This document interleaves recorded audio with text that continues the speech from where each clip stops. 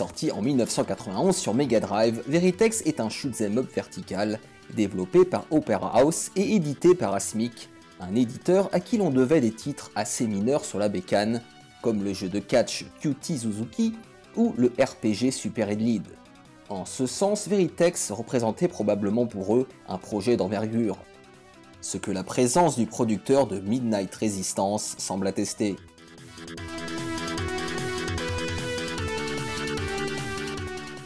Le scénario tourne une nouvelle fois autour d'une histoire de colonie subissant une violente rébellion de la part d'un mystérieux général. Il est donc inutile de s'y attarder. Exclusif au marché japonais, le jeu avait bénéficié d'une très faible couverture médiatique en France. À ma connaissance, seule Console Plus et Joystick l'avaient testé. Le premier l'avait noté 84%. Graphisme 77%, les décors s'améliorent à mesure que le jeu progresse. Bande son 83%, les bruitages collent parfaitement à l'action. Jouabilité 87%, bonne adaptation au niveau des différents joueurs. Durée de vie 84%, le jeu reste prenant même après de nombreuses parties. Intérêt 84%, un shoot'em up qui mérite de figurer parmi vos choix. Le second sera le théâtre d'une passe d'armes entre JM Destroy et HAL, en désaccord sur ce titre.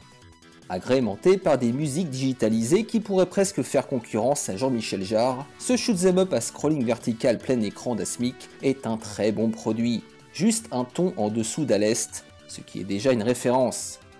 En vérité, je vous le dis, Veritex est une daube, c'est une bavure, une nullité flagrante, un shoot'em up de 15e zone. On en a déjà vu des milliers comme celui-là, et si vous investissez vos économies dans ce nanar, vous allez être déçu du voyage. Notre Destroy préféré lui donne 85%, pour moi ça vaut pas plus de 60%, mais on va pas se fâcher pour ça. Veritex fait partie des titres que j'ai découverts sur le tard, au travers de l'émulation il y a quelques années, et il m'aura suffi de quelques minutes pour me convaincre de l'acheter. Mais ces premières bonnes impressions sont-elles représentatives de l'ensemble du jeu? Je vous donne mon point de vue.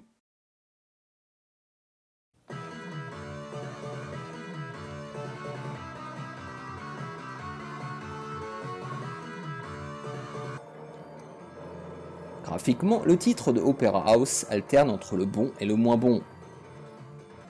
Certains décors, bourrés de parallaxes ou dotés de beaux paysages, côtoient d'autres particulièrement vides ou de mauvais goût.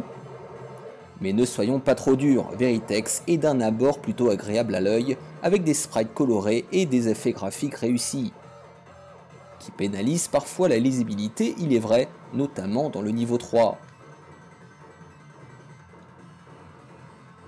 Ensuite, et le titre s'est fait connaître pour cela, les musiques sont tout bonnement énormes.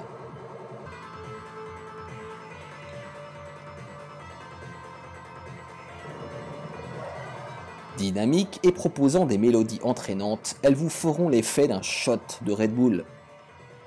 On doit les compositions à Hitoshi Sakimoto, Masaharu Iwata et Yoshio Furukawa, aidés semble-t-il d'un pilote sonore propriétaire. Les bruitages ne sont pas en reste et assurent une bonne sensation d'impact à vos tirs. Du côté du système de jeu, Veritex propose 3 types d'armes à 3 niveaux de puissance, un bouclier, des missiles et l'habituelle smart bomb dévastatrice. Simple, classique, mais efficace. Le titre est d'ailleurs très agréable à jouer en proposant un bon compromis entre fun et technicité. Le découpage des stages avec chacun leur mini-boss et leur pic de difficulté assure un bon rythme à l'ensemble, malgré quelques baisses de régime par moment.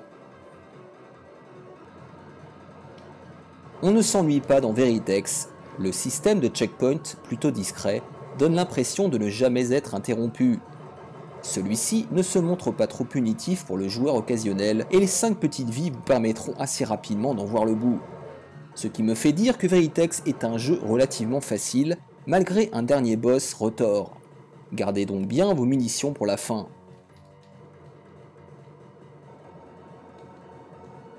Graphiquement inégal mais agréable à l'œil, classique mais plutôt fun, Veritex n'est pas le meilleur shoot de la Mega Drive, mais c'est un titre solide qui satisfera les novices du genre pour sa difficulté progressive et peu frustrante. Et bon Dieu, quelle bande son! Si certains vont jusqu'à le comparer aux Soldiers de la PC Engine, je n'irai toutefois pas jusque-là. La faute à un game design trop peu ambitieux.